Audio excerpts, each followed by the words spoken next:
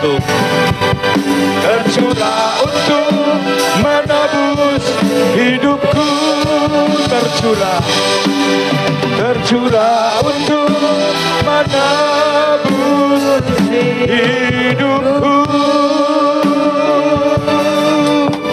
Terima kasih buat penebusan-Mu Tuhan. Engkau mati di atas kayu salib. Itu semua karena dosa-dosa kami. Dan darah-Mu begitu mahal. Darah-Mu sudah menyucikan hidup kami. Darah-Mu sudah menguduskan kami. Mengampuni kami. Membenarkan kami. Terima kasih Tuhan. Tiba saatnya kami akan mendengarkan firman-Mu lebih lagi. Mari Tuhan urapi hamba-Mu yang ada di depan ini. Tuhan tolong kami, mampukan kami, untuk kami beroleh kasih dan kemurahan Tuhan. Melalui kebenaran firman Tuhan. Terima kasih Bapa di sorga. Terima kasih. Engkau baik, Engkau luar biasa Tuhan.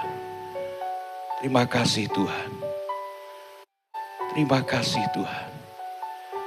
Kami bersyukur ya Bapa. Kami bersyukur ya Bapa. Haleluya Yesus. Terima kasih Tuhan. Terima kasih Tuhan. Terima kasih Tuhan. Hadirat-Mu luar biasa Tuhan. Terimalah pujian umat-umat-Mu Tuhan. Terimalah pujian umat-Mu. Kami mau duduk diam, mendengar Engkau berbicara. Dalam nama Tuhan Yesus. Haleluya. Amin. Puji Tuhan.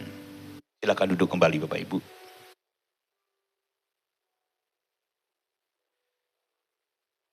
Ya baik Bapak Ibu. Ya seharusnya istri saya yang melayani Bapak Ibu. Tapi karena memang istri saya sangat kelelahan ya. Jadi selama ini kita terus bolak-balik rumah sakit ya, melayani jemaat ya. Dan saya harus menggantikannya. Bapak Ibu, dukung dalam doa terus untuk Bapak Yudo Astiko ya, yang mengalami kecelakaan yang sangat parah kemarin ya. Jadi ada mungkin 3 proses untuk menjalani operasi. Kemarin sudah selesai untuk pengambilan luka-luka yang ada di dalam perut. Selesai dan mungkin hari ini 2 patahan yang patah tel itu yang akan disambung hari ini saudara. Doakan supaya keluarga dikuatkan dan Pak Yudo boleh disembuhkan Tuhan ya. Kemarin sebelum kecelakaan sudah izin sama saya, Pak Timo saya enggak ke gereja karena mau mengantar lomba atau apa begitu Bapak Ibu ya. Dan kita doakan terus Bapak Ibu ya, semua indah pada waktunya. Baik Bapak Ibu, kita kembali ke pelajaran Alkitab kita. Kemarin kita sudah belajar makna daripada Jumat Agung, yaitu kita belajar atau melihat tentang darah Yesus. Ya, Cik dinaikkan dikit Cik, biar nggak ngotot Om Timo. Kita sudah belajar tentang kuasa darah Yesus. Kuasa darah Yesus, kemarin kita belajar yang pertama apa Bapak Ibu? Punya kuasa mengampuni. Yang kedua, membenarkan. Terus, menyucikan. Yang terakhir, menebus. Jadi 4 hal kita sudah belajar firman Tuhan ketika nanti kita ditanya orang dan ketika kita berada di satu tempat yang mengkondisikan kita harus menjawab kenapa darah Kristus atau darah Yesus, darah anak domba itu berarti banget buat orang Kristen ya. Semalam saya juga mengajar kepada anak-anak tentang salib, makna daripada atau kekuatan daripada salib. Semalam sudah belajar dari 2 poin dan masih ada 5 poin lagi yang harus saya ajarkan kepada anak-anak muda. Dan hari ini kita belajar, ini belum pernah saya sampaikan dalam khotbah-khotbah saya selama saya pelayanan di tempat ini, Bapak Ibu. Ini belum saya khotbahkan, jadi ini fresh Bapak Ibu, betul-betul saya belajar tadi malam sampai pagi belajar hal ini supaya ada sesuatu yang baru yang kita dengar dan menjadi modal kita menjadi orang-orang yang percaya kepada Tuhan. Saya beri judul khotbah pagi hari ini yaitu pentingnya kebangkitan Yesus. Ya, saya pernah khotbah juga tentang kebangkitan itu, bangkit bersama Yesus, lalu hidup yang bangkit. Ya, kubur kosong membuktikan dia hidup. Itu khotbah-khotbah yang pernah saya sampaikan. Nah, hari ini kita belajar yang namanya pentingnya kebangkitan Yesus. Penting buat siapa? Penting buat Yesus itu sendiri dan penting buat kita, juga penting buat pekabaran Injil, Bapak Ibu. Nah, kita akan belajar bersama-sama dari 1 Korintus pasal 15 ayat 1 sampai ayat yang keempat. Saya ulang kembali 1 Korintus pasal 15 ayat 1 sampai ayat yang keempat. Oke, luar biasa ya. Sudah ketemu? Kalau tidak ada di HP saudara bisa lihat di LCD. Kalau kelihatan ya. Mari kita baca, saya baca ayat yang pertama, Bapak Ibu ayat yang kedua. Dan sekarang saudara-saudaraku, aku mau mengingatkan kamu kepada Injil yang aku beritakan kepadamu dan yang kamu terima dan yang di dalamnya kamu teguh berdiri. Ayat 2.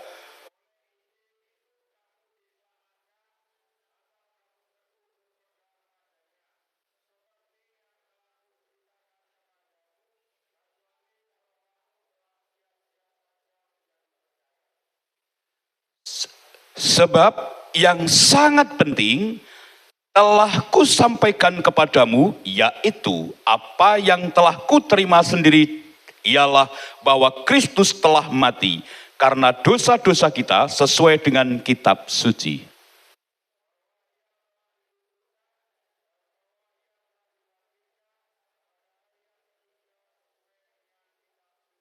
Yes, saudara perhatikan kalimat-kalimat ini, ya, perhatikan kalimat-kalimat ini.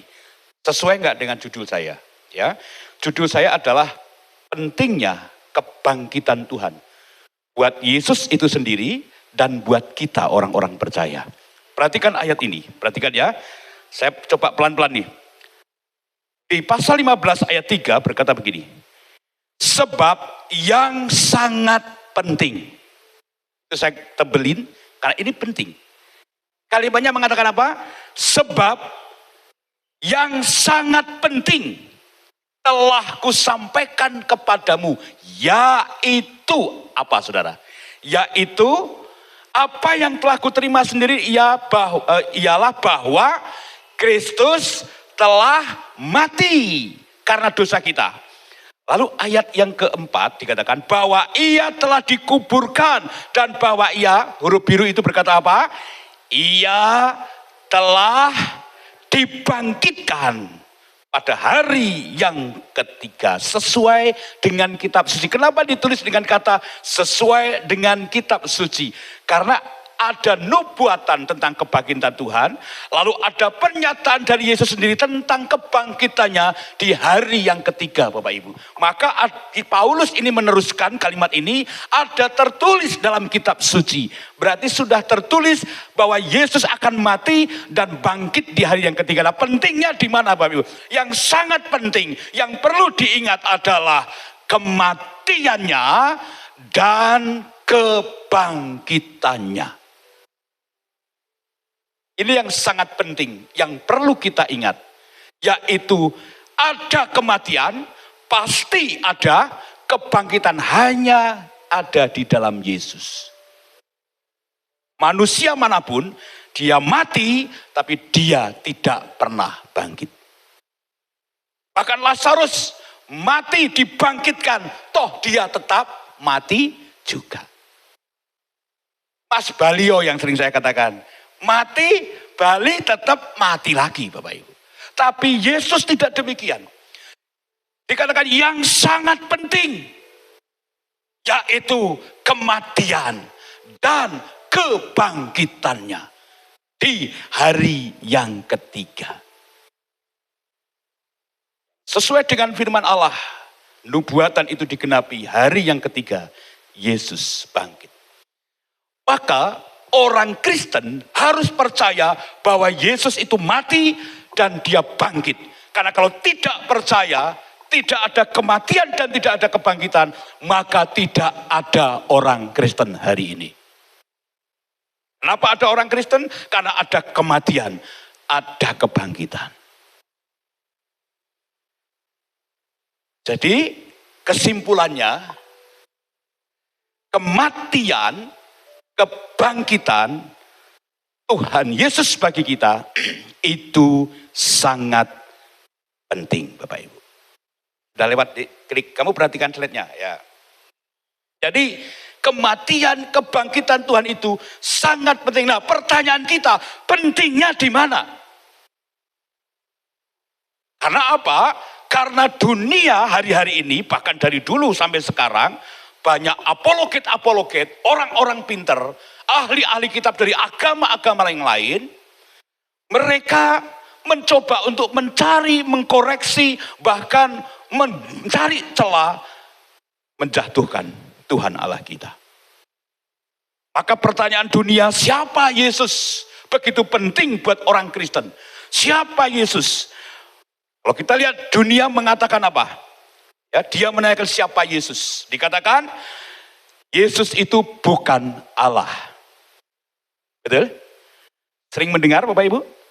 Orang dunia sering mengatakan di TV-TV, di YouTube dan lain sebagainya, Yesus bukan Allah. Bahkan ajaran-ajaran Kristen pun hari-hari ini ada yang keluar dari sinode besar, dia keluar, dia menyatakan diri karena berbelok ajarannya, dia mengatakan bahwa Yesus bukan Allah, Yesus juga bukan Tuhan.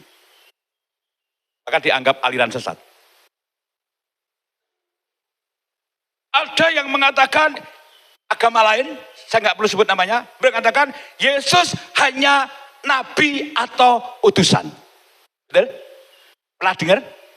Yesus cuman utusan Allah. Dia bukan Allah, dia bukan Tuhan. Dia hanya utusan. Ada yang mengatakan dia hanya anak Allah. Dia bukan Tuhan. Dikatakan lagi, dia hanya manusia biasa yang berinkarnasi. Ada yang keren lagi. Dan ini yang diplesetkan aliran-aliran sesat hari ini, yaitu Yesus anak Allah, tapi dia bukan Allah. Di sini dikatakan oleh golongan saksi Yehova. Yang tidak percaya Yesus itu adalah Tuhan, dia tidak percaya Yesus itu adalah anak Allah. Padahal kita orang percaya bahwa Yesus itu Allah, bahwa Yesus itu juga anak Allah, bahwa Yesus itu juga adalah Tuhan. Bahkan kita mempercayai Yesus itu 100% Allah, 100% manusia. Buktinya di mana kalau dia Allah? Yohanes 1 ayat 1 berkata apa? Ayo, ada yang hafal? Pada mulanya adalah firman, dan firman itu bersama-sama dengan Allah, dan firman itu adalah Allah, dan firman itu telah menjadi manusia.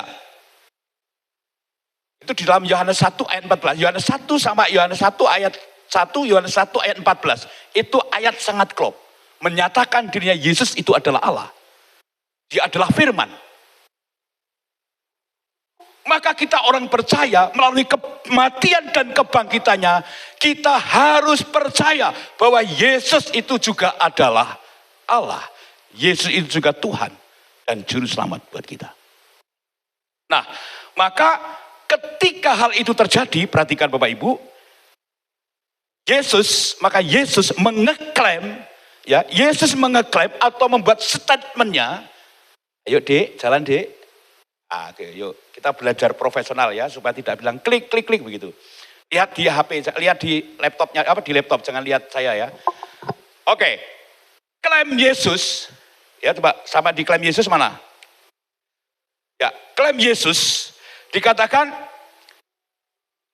Yesus menyatakan dirinya, di slide berikutnya ya, Yesus sudah menyatakan dirinya, dalam Yohanes 5 ayat 18 berkata apa? Ia mengatakan bahwa Allah adalah siapa saudara? Bapanya sendiri. Dan dengan demikian Ia menyatakan dirinya dengan Allah. Menyamakan dirinya dengan Allah. Jadi ini yang dipakai saksi Yehova untuk mementahkan. Tapi ini yang dipakai Yesus. Dia menyatakan dirinya bahwa ia mengatakan bahwa Allah adalah Bapanya. Nya huruf besar berarti Bapanya dia. Dikatakan bahwa Allah adalah Bapanya sendiri dan dengan demikian menyatakan dirinya dengan Allah itu sama. Itu nanti buka di Yohanes 5 ayat 18. Jadi Yesus saking beraninya ini loh ngomong kayak gitu. Maka kalau Yesus nggak bangkit di hari yang ketiga, ini goalnya tuh di situ. Kalau Yesus nggak bangkit di hari yang ketiga, dia bukan Allah. Dia berani statementnya seperti itu. Mengeklaim dirinya adalah anak Allah, tapi dirinya juga adalah Allah. Maka saksi Yehova dan teman-teman kita mengatakan, anak Allah belum tentu Allah. Anak Allah bukan berarti Allah. Contoh begini, ya, anak presiden belum tentu presiden. Anak camat belum tentu anaknya camat. Ini argumen mereka untuk menyerang orang Kristen. Tapi kita orang Kristen juga harus pintar dan berhikmat. Kita juga harus berkata, anak macan, anak-anak macan. Anak kucing, anak-anak, bukan seperti lagu Jawa ya. Semut ireng, anak-anak sapi, kan gitu ya. Bukan itu. Orang dunia ingin mengarahkan bahwa Yesus bukan dia bukan Allah. Walaupun dia anak Allah, bukan berarti dia adalah Allah. Tapi kita orang percaya mesti percaya. Yesus anak Allah. Berarti dia Allah bukan? Allah.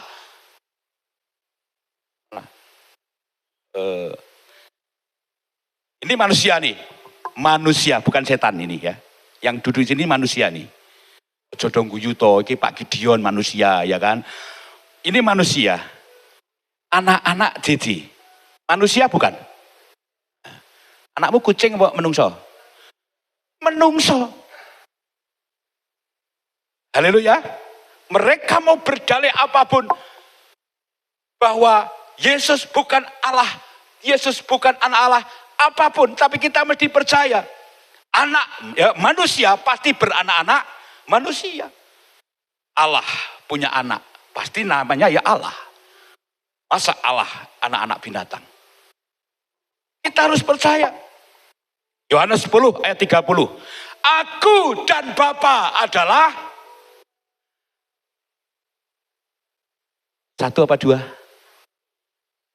Aku dan Bapa ada. Makanya dikatakan Yohanes 1 ayat 1 itu. Pada mulanya adalah firman. Dan firman itu bersama-sama dengan Allah. Dan firman itu adalah Allah. Ayat 14. Firman itu telah menjadi manusia. Yaitu menjadi firman Yesus yang kita kenal itu.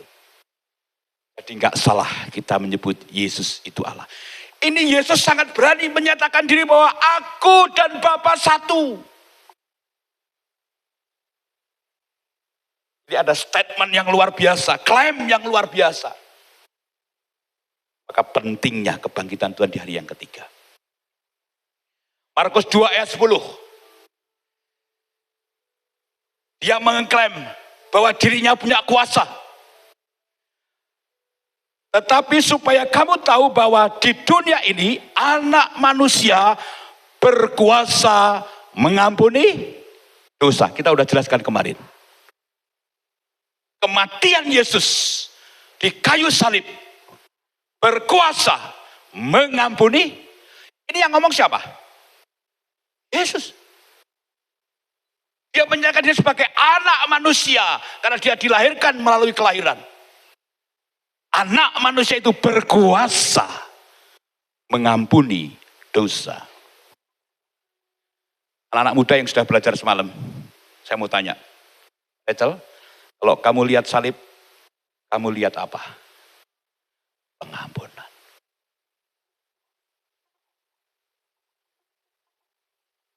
Siapa lagi yang kemarin ibadah?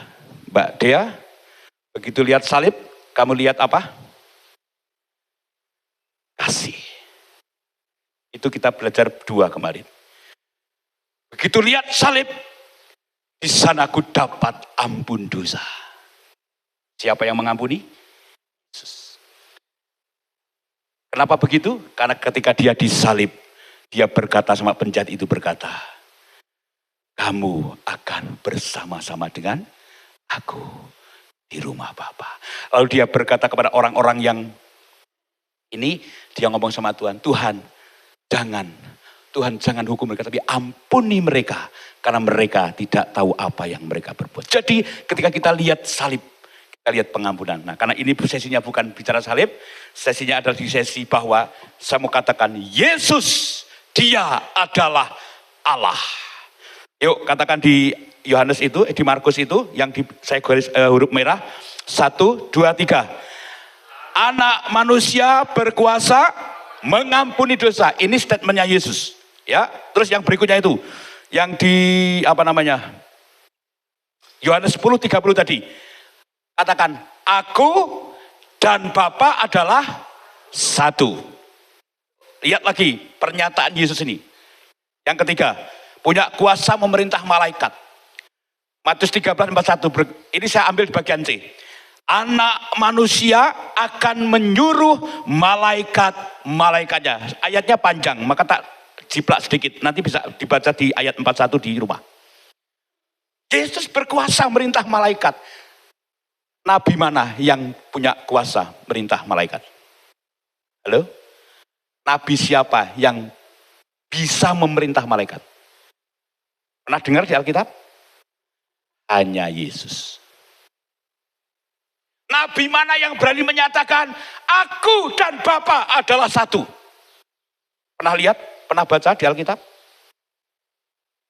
Tidak ada. Nabi mana yang mengatakan, aku mengampuni? Atau Yesus itu berkuasa, dia seorang yang bisa mengampuni? Tidak ada, sepanjang sejarah tidak ada. Saya mundur lagi. Ada nabi yang menyatakan dia akan mati dan bangkit? Tidak ada. Nanti kita goalnya di situ.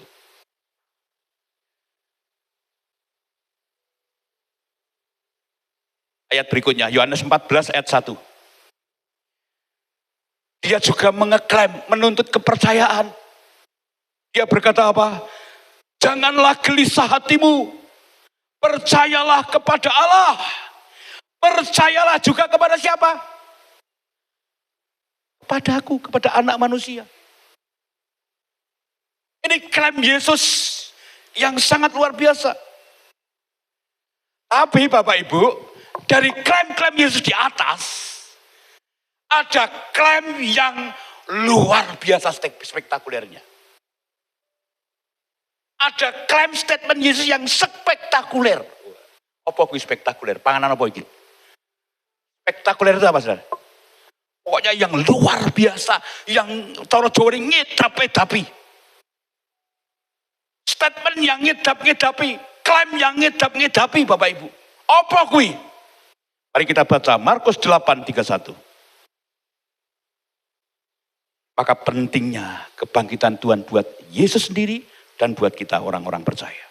Markus 8:31 berkata begini. Kemudian mulailah Yesus mengajarkan kepada mereka bahwa anak manusia harus menanggung banyak penderitaan dan ditolak oleh tua-tua, imam-imam kepala dan ahli. Coba perhatikan di situ. Yesus sedang apa? Mengajar.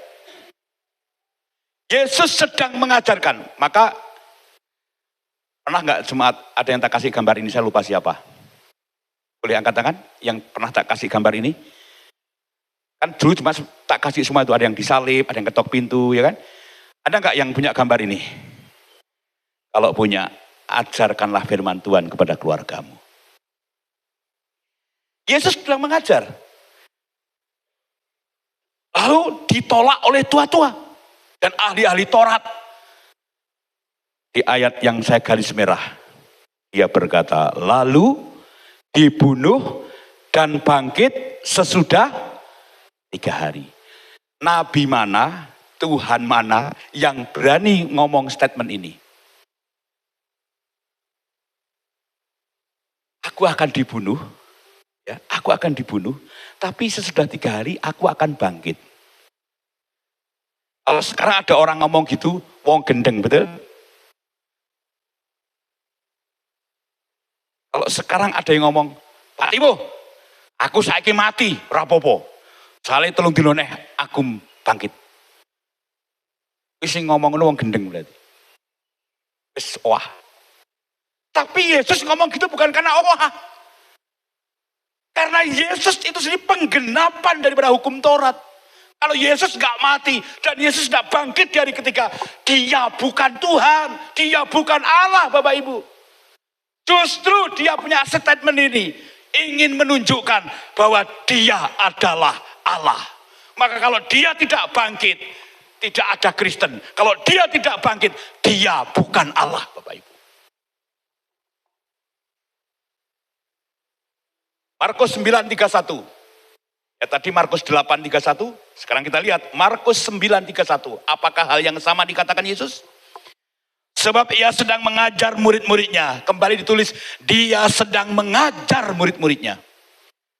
Ia berkata kepada mereka, anak manusia akan diserahkan ke dalam tangan manusia. Ini Yesus yang ngomong loh. Statement ini luar biasa Bapak Ibu.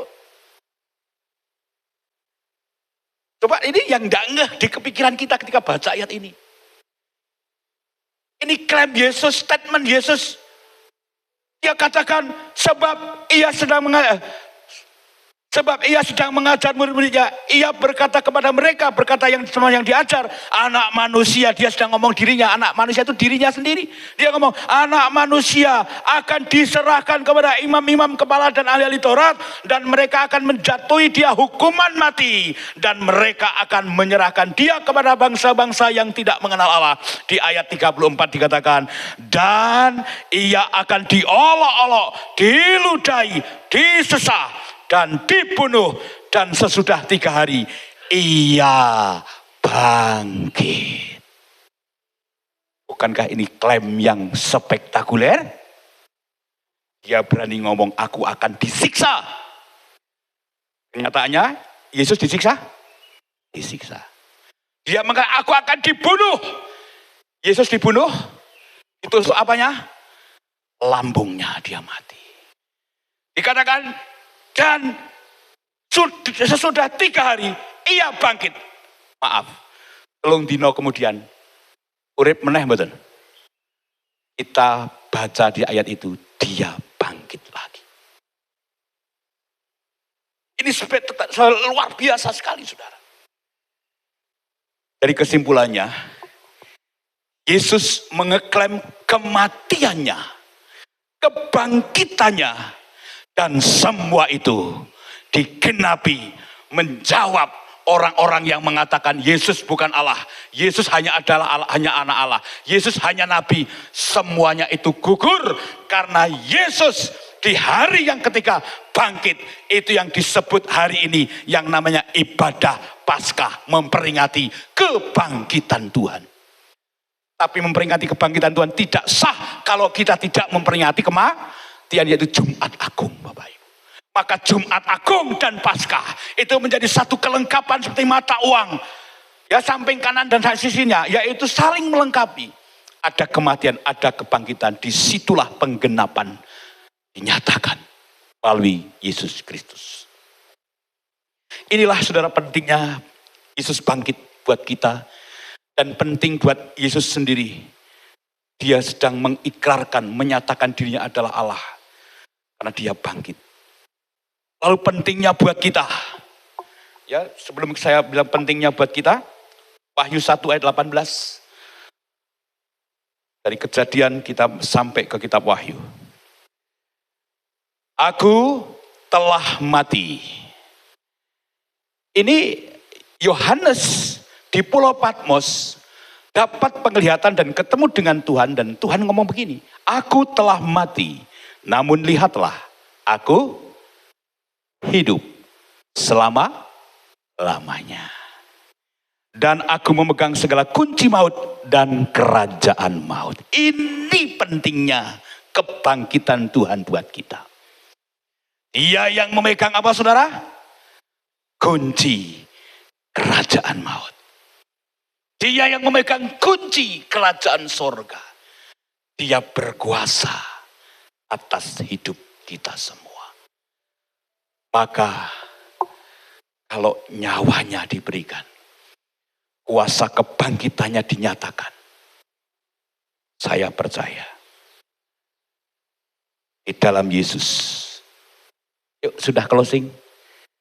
Di dalam Yesus ketika dia bangkit, dia ingin mengatakan kepada kita, di dalam aku ada pengharapan. Kenapa ada pengharapan? Karena dia hidup. Yesus ingin menyatakan bahwa, hai umat-umatku, ada masa depan. Karena aku hidup sampai selama-lamanya. Aku yang pegang kunci. Dia berkata, pasti dalam Yesus ada kehidupan. Maka muncullah lagu ini. Kasih G. Sebab dia hidup, ada hari esok. Sebab dia hidup, ku tak gentar. Ku tak gentar karena ku tahu, karena ku tahu dia pegang hari esok. Hidup jadi berarti sebab dia hidup. Saudara, hari ini yang mulai kehilangan pengharapan, lewat ibadah kebangkitan Tuhan, lewat ibadah Paskah ini, kita diingatkan kembali, Yesus itu Allah. Dia berkuasa atas hidup kita. Yesus berkata, jangan khawatir akan apa yang kamu minum, kamu pakai. Karena aku ini hidup. Aku yang memberi kehidupan. Yesus berkata, akulah gembala yang baik. Akulah jalan kebenaran. Akulah sumber kehidupan. Jangan khawatir Bapak Ibu. Sandarkan hidupmu kepada Yesus, akan kematian dan kebangkitannya membawa kita kepada hidup yang baru, pengharapan yang baru. Percayalah, sandarkanlah, gantungkanlah hidup kita kepada Tuhan. Selamat Paskah, Tuhan memberkati. Sebab dia hidup, mari angkat tangan kita. Sebab dia hidup, mari imani, ada hari esok. Ada hari esok. Sebab dia hidup, sebab dia hidup. Ku tak gentar, haleluya. Ku tak gentar karena ku tahu, haleluya, karena ku tahu dia pegang hari esok. Hidup jadi berarti sebab dia. Lagi katakan, sebab dia hidup, ada hari esok. Sebab dia hidup, ada hari esok. Yes, dia hidup buat kita. Sebab dia hidup. Katakan, ku tak gentar. Ku tak gentar. Yes, karena ku tahu dia pegang. Haleluya.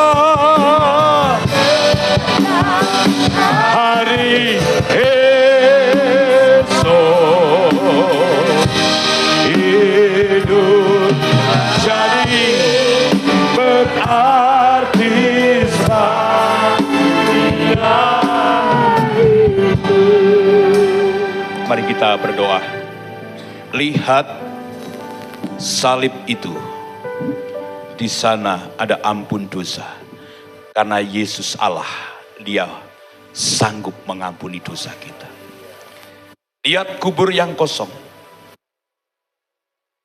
Bagi Bapak Ibu yang kehilangan pengharapan, masa depan, takut masa depan.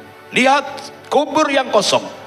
Membuktikan Dia hidup. Dan Yesus menampakkan diri kepada murid-muridnya.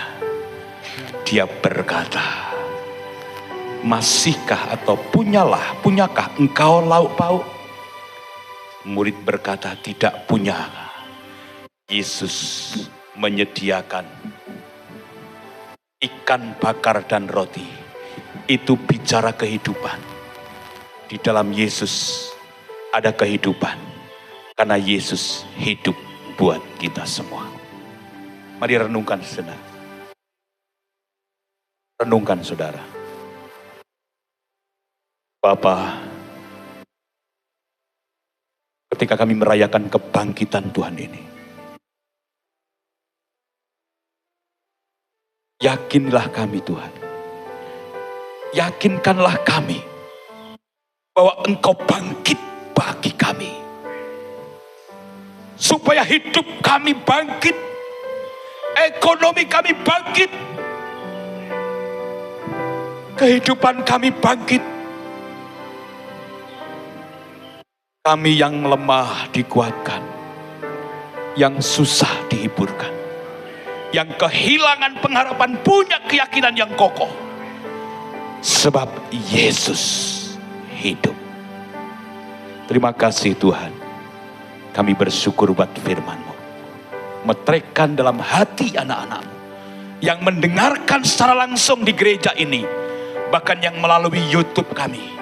Mereka mendengar firman Tuhan, diberkati, menikmati kuasa kebangkitan Tuhan. Terima kasih Tuhan Yesus. Engkau Allah kami yang hidup. Engkau Allah kami yang memenuhi segala keperluan kami. Sebab itu kami menyembah Engkau. Di dalam nama Tuhan Yesus kami berdoa, mengucap syukur. Haleluya. Amin. Puji Tuhan Bapak Ibu, Tuhan Yesus memberkati kita semua. Terima kasih buat Bapak Gembala yang sudah menyampaikan kebenaran firman Tuhan. Tiba saatnya kita akan memberikan yang terbaik, yaitu persembahan merupakan kita. Tugas soletan bisa maju ke depan. Mari kita akan iringi dengan satu pujian. Anak Allah Yesus namanya.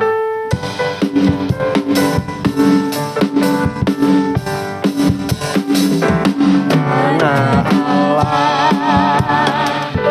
Yesus namanya.